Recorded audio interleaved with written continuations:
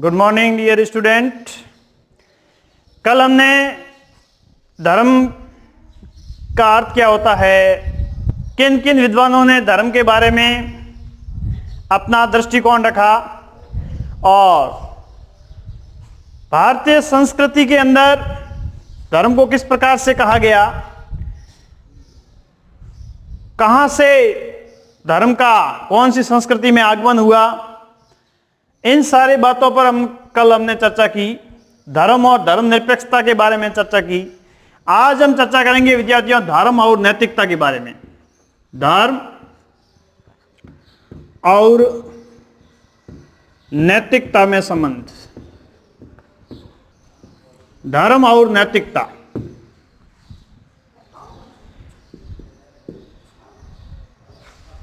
धर्म का सार जो है विद्यार्थियों,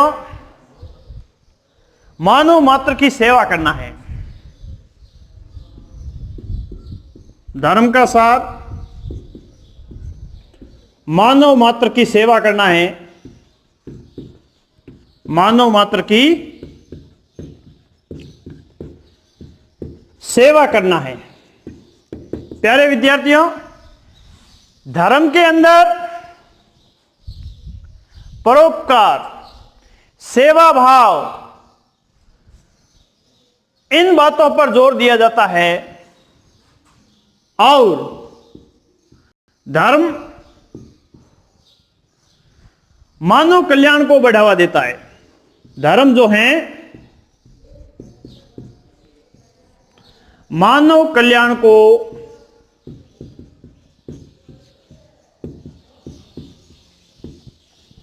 बढ़ावा देता है। अगर बात की जाए तो धर्म में सत्य, अहिंसा, सद्गुण,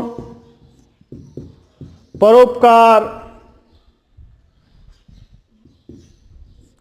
लोक कल्याण, त्याग, समर्पण,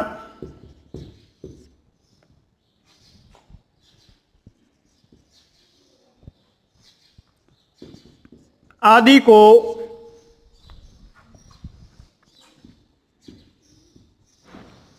महत्व दिया गया है।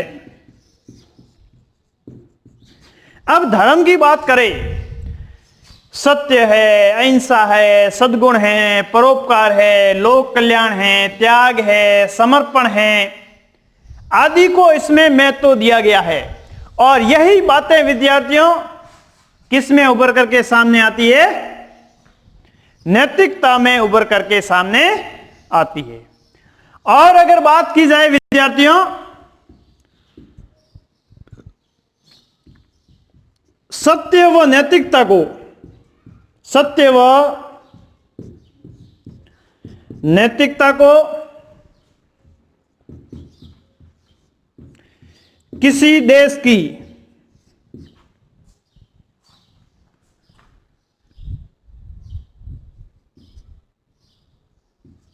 सीमाओं, सत्य व नैतिकता को किसी देश की सीमाओं व परिधि में नहीं बांधा जा सकता, नहीं बांधा जा सकता है। प्यारे विद्यार्थियों, अगर बात की जाए सत्य व नैतिकता की तो इसको किसी देश की परिधि में बांध करके हम नहीं देख सकते कि ये सत्य और नैतिकता जो सत्य बात है कि भाई हाइड्रोजन के दो अणु और ऑक्सीजन का एक अणु जो है मिलकर के H2O क्या बन जाता है? जल बन जाता है। यह बात सत्य है। अब इसको आप देश की सीमाओं में बांध के नहीं रख सकते कि ऐसा नहीं है कि उत्तरी गोलार्ध में जाएंगे तो हाइड्रोजन के दो अणु और ऑक्सीजन के एक अणु जो हैं जल बनता है, और दक्षिणी गोलार्ध में जाएंगे तो हाइड्रोजन के दो अणु और ऑक्सीजन का एक अणु मिलकर के कोई परमाणु बम बना देता है, ऐसा तो नहीं होगा। यानी जो बात सत्य है वो तो किसी देश की परिधि में बांध करके उस बात को हम नहीं रख सकते। यानी जो सत्य है वो बात हमेशा सत्य ही रहेगी। तो इस प्रकार से जो सत्य है, नैतिक नियम है, वो किसी देश की परिधि या सीमा में बांध करके हम उनको नहीं रख सकते। प्यारे विद्यार्थियों, धर्म तो सापेक्ष हो सकता है। किसी धर्म में वो बात पवित्र है तो किसी धर्म में वो बात पवित्र नहीं है, ऐसा हो सकता है। लेकिन सत्य हर जगह सत्य ही रहता है। कहते हैं ना कि सत्य परेशान हो सकता है लेकिन पराजित नहीं हो सकता। सत्य परेशान हो सकता है लेकिन पराजित नहीं हो सकता। इस प्रकार से विद्यार्थियों अगर बात की जाए तो सत्य व नैतिकता को किसी देश की सीमाओं व परिधि में नहीं बांधा जा सकता। अगली बात करें तो यह बात उभर करके सामने आती है विद्यार्थियों, नैतिकता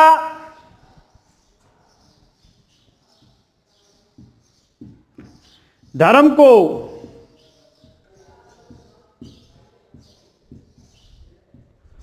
सर्वग्राह्य बनाती है। नैतिकता धर्म को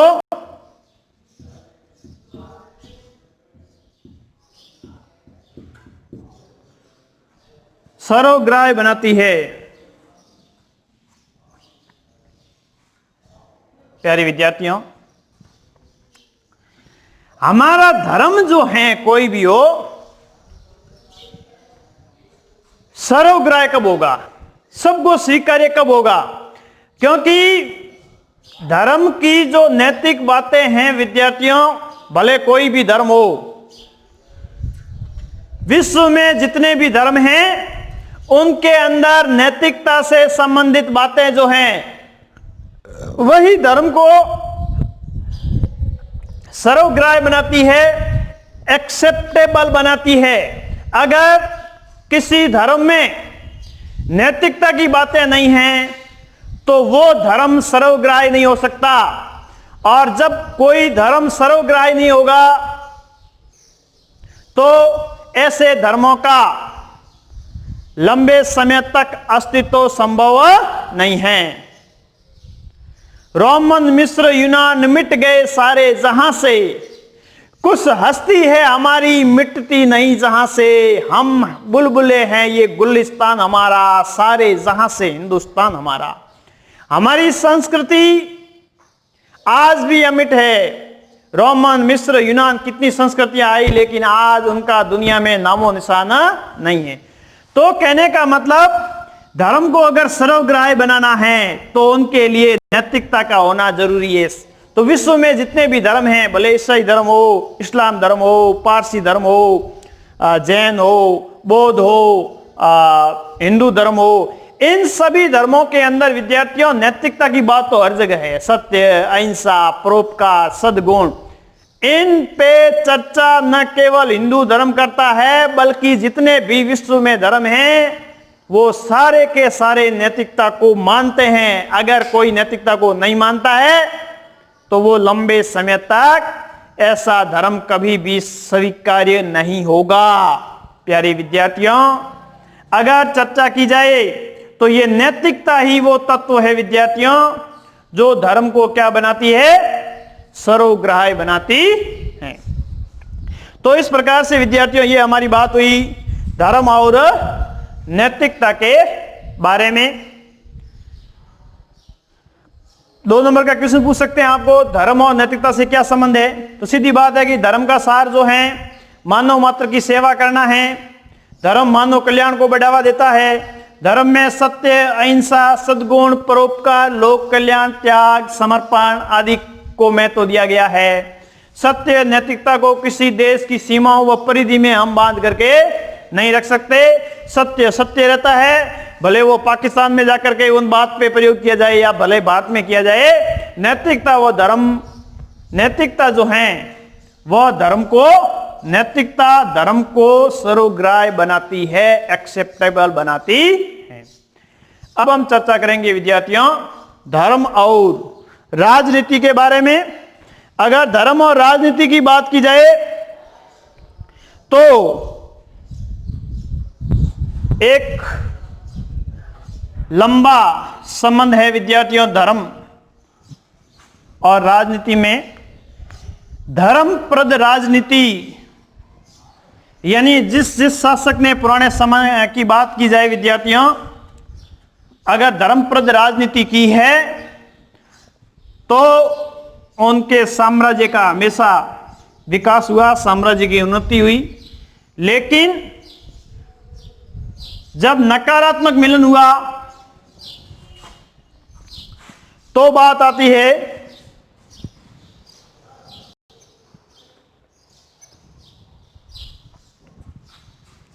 धर्म और राजनीति। धर्म और राजनीति में संबंध।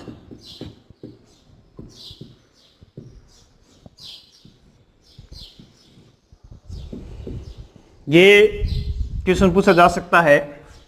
राजनीति से संबंधित आज धर्म को लेकर के जो हैं कई प्रकार के सेकुलरिज्म को लेकर के आज एक चर्चा का विषय बन चुका है। तो कैसी राजनीति होनी चाहिए धर्म को लेकर के, या धर्म और राजनीति में क्या संबंध है?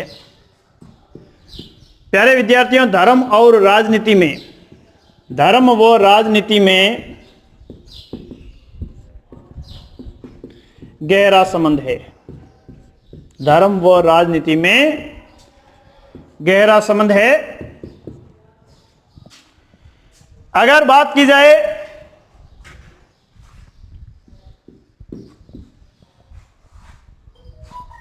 तो विद्यार्थियों अगर बात की जाए कि धर्म और राजनीति के अंदर गहरा संबंध है, लेकिन धर्म का राजनीति से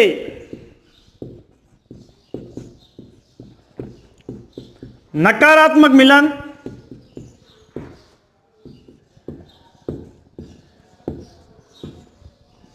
धर्म का राजनीति से नकारात्मक मिलन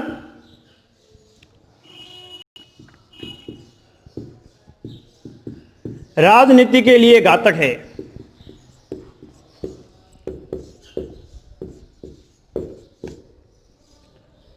इसलिए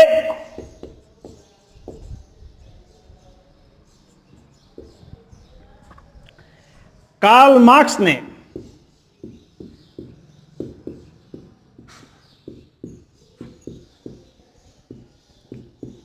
धर्म को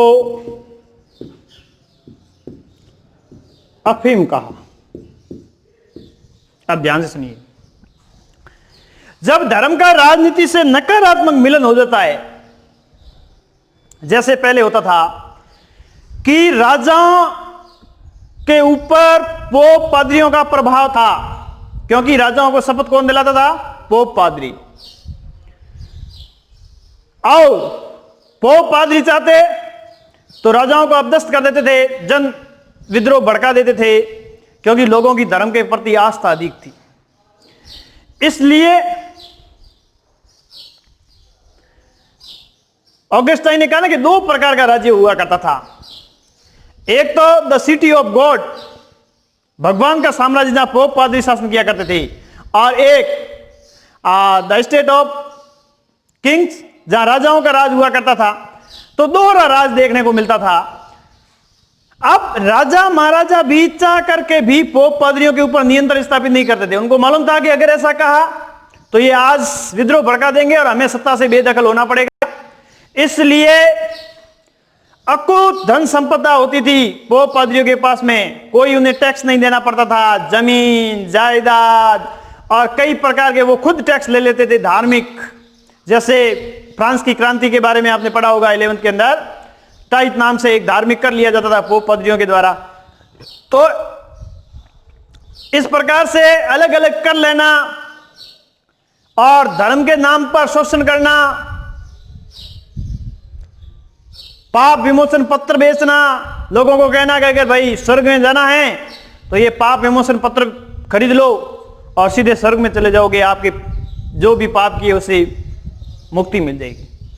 जब इस प्रकार से धर्म को लेकर के चर्चाएं हो और राजनीति मूक दर्शन बन करके देखती रहे, क्योंकि उन्हें पता है कि अगर इनका विरोध किया तो हमें सत्ता से बेदखल होना पड़ेगा, तो ऐसी राजनीति जो है, धर्म का राजनीति से अगर ऐसा नकारात्मक मिलन हो जाता है तो वो राजनीति के लिए बड़ा घातक है। इसलिए विद्यार्थियों, कार्ल मार्क्स ने धर्म को क्या कहा? अफीम का। कई बार आता है कि धर्म को अफीम किसने कहा? कार्ल मार्क्स ने कहा। कार्ल मार्क्स ने धर्म को अफीम की संज्ञा दी। विद्यार्थियों, अगर कहा जाए तो एक अफीम जो है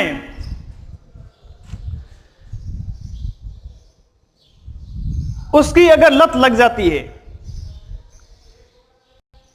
तो फिर जो नशेड़ी है, जब तक वो अफीम नहीं लेता है तब तक उसको कुछ भी अच्छा नहीं लगता, पूरा शरीर दर्द करता है। जैसे ही अफीम ली और स्फूर्तिवान, तंदुरुस्त हो जाता है। तो इसी प्रकार धर्म के नाम पर व्यक्ति को इतना उनका माइंड वॉश कर लिया जाता है कि वो धर्म के नाम पर मर मिटने को तैयार हो जाता है। एक नशा पिला दिया जाता है धर्म का, और जब उनको ये धर्म का नशा होता है तो वो कुछ भी करने के लिए तैयार हो जाता है। नंबर 3,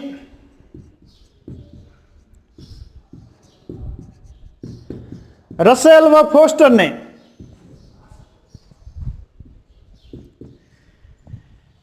रसेल व फोस्टर की अगर बात की जाए विद्यार्थियों, तो उनमें यह बात उभर करके सामने आती है कि रसेल व फोस्टर ने धर्म की इस बात के लिए आलोचना की।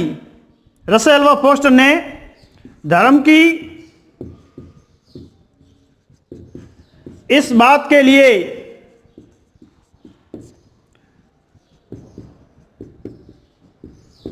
आलोचना की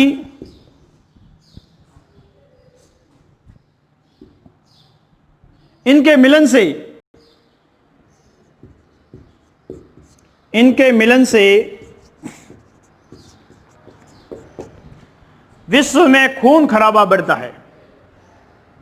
विश्व में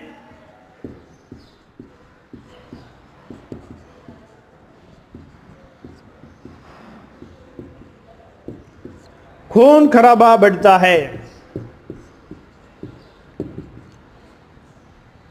रसेल व फोस्टर ने कहा कि धर्म का जब राजनीति से नकारात्मक मिलन हो जाता है और राजनीति से मिलन हो जाता है तो इनके मिलन से विद्यार्थियों विश्व में क्या बढ़ता है? खून खराबा बढ़ता है। हमने देखा कि अगर आज विश्व की घटनाओं की बात की जाए, भारत पाकिस्तान का विभाजन जो है, भारत का विभाजन धर्म के आधार पर हुआ। फिलिस्तीन इजराइल की बात की जाए तो वहां भी धर्म के यहूदी वगैरह जो हैं, और हिटलर के समय भी जर्मनी में जो कत्लेआम हुआ, यह सब इन बात की ओर संकेत करता है कि जब राजनीति के अंदर धर्म का मिलन हो जाता है, धर्म को लेकर के भेदभाव बढ़ जाता है, तो विश्व में खून खराबा बढ़ता है। और आज विश्व के अंदर अगर एग्जाम्पल देखे जाएं तो जितनी हत्याएं, जितनी मौतें और जितने लोगों की जान युद्धों में नहीं गई, उनसे कई गुना लोग इन सांप्रदायिक दंगों के अंदर मारे गए। यह इस बात की ओर संकेत करता है विद्यार्थियों कि आज विश्व के अंदर जब इनका नकारात्मक मिलन होता है तो खून खराबे को बढ़ावा मिलता है।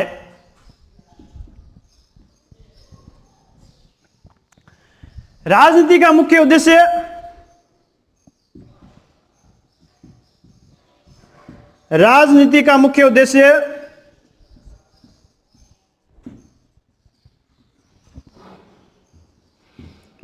नीति के अनुसार शासन करना है। नीति के अनुसार शासन करना है। देखिए, धर्म को लेकर के राजनीति नहीं होनी चाहिए, धर्म को लेकर के राजनीति नहीं होनी चाहिए, लेकिन राजनीति का अपना धर्म होना चाहिए। राजनीति का अपना धर्म होना चाहिए। जिस प्रकार से चाणक्य ने चंद्रगुप्त मौर्य को जो अर्थशास्त्र किताब लिखी और उसके अंदर जो धर्म नीति बताई, राजा की धर्म नीति, यानी राजनीति का मुख्य उद्देश्य होता है कि नीति के अनुसार शासन करे।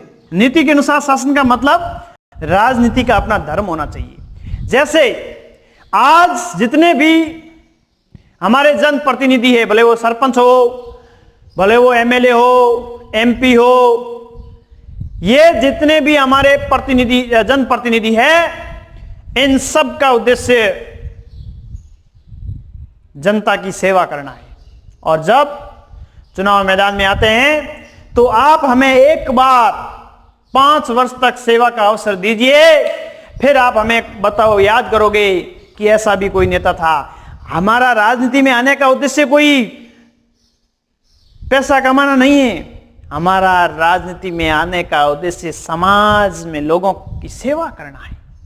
अगर वास्तव में ये नीति के अनुसार शासन करे और सेवा को अपना धर्म बना दे तो वास्तव में एक कल्याणकारी राज्य की स्थापना को होने से कोई रोक नहीं सकता। इस प्रकार से विद्यार्थियों, अगर मूल तत्वों की बात करें तो नीति के अनुसार शासन करना है, लेकिन अगर बात की जाए तो विद्यार्थियों धर्म व्यक्तिगत होता है। धर्म व्यक्तिगत होता है, बाह्य रूप से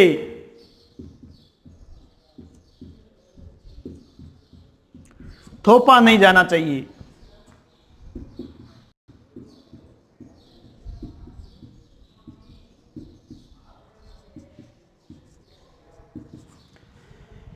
धर्म व्यक्तिगत होता है और बाह्य रूप से थोपा नहीं जाना चाहिए। ऐसा नहीं कि हम बहुसंख्यक है, भारत के अंदर हिंदू धर्म के मानने वाले लोग बहुसंख्यक है तो उन्हें कहा जाए कि भाई आपको हिंदू धर्म मानना पड़ेगा। नहीं, धर्म व्यक्तिगत होता है विद्यार्थियों, बाह्य रूप से उनको नहीं थोपा जाना चाहिए। तो यह बात हमारे ऊपर लागू होती है विद्यार्थियों। और धर्म और राजनीति का, धर्म व राजनीति का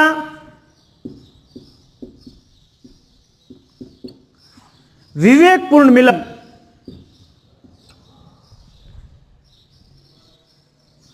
धर्म राजनीति का विवेकपूर्ण मिलन मानव कल्याण को बढ़ावा देता है। मानव कल्याण को बढ़ावा देता है। विवेकपूर्ण मिलन कैसे होगा? धर्म का उद्देश्य भी क्या है? मानव मात्र की सेवा करना। और राजनीति में भी लोग क्या कहते हैं कि हम समाज में सेवा के उद्देश्य से आए हैं। अगर दोनों का उद्देश्य सेवा करना ही है तो फिर कंफ्यूजन कहां है? अगर इस प्रकार से दोनों का अगर विवेकपूर्ण मिलन हो जाता है विद्यार्थियों, धर्म व राजनीति का अगर विवेकपूर्ण मिलन हो जाता है तो धर्म राजनीति का ये विवेकपूर्ण मिलन, जब धर्म का उद्देश्य भी परोपकार करना है, मानव मात्र की सेवा करना है, और राजनीति का उद्देश्य भी समाज सेवा करना है, तो जब इन दोनों का विवेकपूर्ण मिलन होता है विद्यार्थियों, तो ये विवेकपूर्ण मिलन मानव कल्याण को बढ़ावा देता है। जब राजनीति भी धर्म के आधार पर की जाती है, एक धर्मप्रद राजनीति की जाती है और सिर्फ समाज सेवा के उद्देश्य को ध्यान में रखा जाता है, और धर्म में भी यानी धार्मिक लोग जो हैं वो भी राजनीति में हस्तक्षेप नहीं करते हैं, उनका उद्देश्य सिर्फ मानव मात्र की सेवा करना है, कल्याण करना है। तो इस प्रकार से अगर दोनों का विवेकपूर्ण मिलन विद्यार्थियों हो जाता है तो वो मानव कल्याण को बढ़ावा देता है। लेकिन अविवेकपूर्ण मिलन विद्यार्थियों दोनों को भ्रष्ट कर देता है। अविवेकपूर्ण मिलन होता है, अविवेकपूर्ण मिलन, अविवेकपूर्ण मिलन दोनों को भ्रष्ट कर देता है।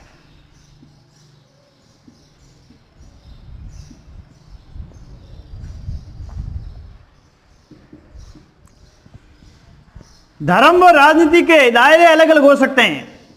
धर्म व राजनीति के दायरे अलग अलग हो सकते हैं,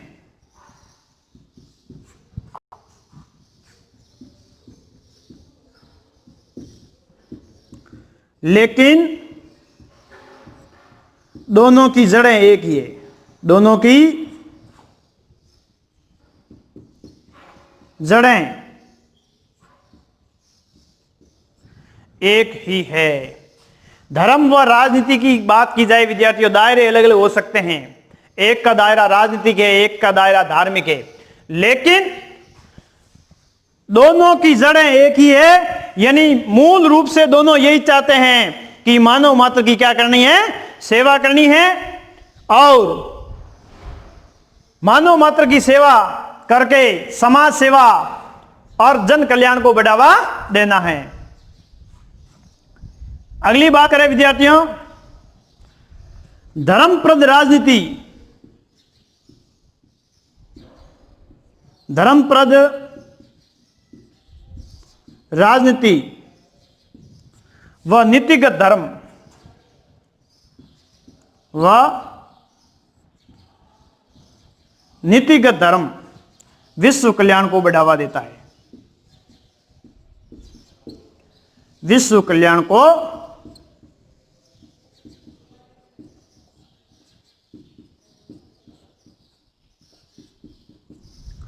बढ़ावा देता है। अगर धर्मप्रद राजनीति की बात की जाए और नीतिगत धर्म की बात की जाए, धर्मप्रद राजनीति का मतलब राजनीति का अपना धर्म होना चाहिए। धर्म का मतलब कोई हिंदू धर्म, कोई बौद्ध धर्म, ऐसा नहीं, यानी राजनीति का जो मुख्य धर्म है। क्योंकि गांधी जी ने कहा था कि धर्म विहीन राजनीति मृत्यु जाल है। गांधी जी ने क्या कहा था? धर्म विहीन राजनीति, धर्म विहीन राजनीति मृत्यु जाल है। तो इस प्रकार से विद्यार्थियों, जब राजनीति धर्मप्रद होगी, जैसे राजनीति का धर्म होता है मानव मात्र की सेवा करना, समाज सेवा के उद्देश्य से राजनीति करना, और धर्म भी एक नीतिगत होता है जो सभी धर्मों को समान दृष्टि से देखता हो, जिसमें कल्याण परोपकार की भावना जो अन्य धर्मों में है उनको भी स्वीकार करता हो, ऐसा नीतिगत धर्म हो, जिससे किसको बढ़ावा मिलेगा? विश्व कल्याण को बढ़ावा मिलेगा। तो इसलिए अगर विद्यार्थियों धर्मविहीन राजनीति जो हैं वो कोई काम की नहीं है, मृत्यु जाल के समान है। Thank you. अगली क्लास में विद्यार्थियों हम अगला टॉपिक पढ़ेंगे।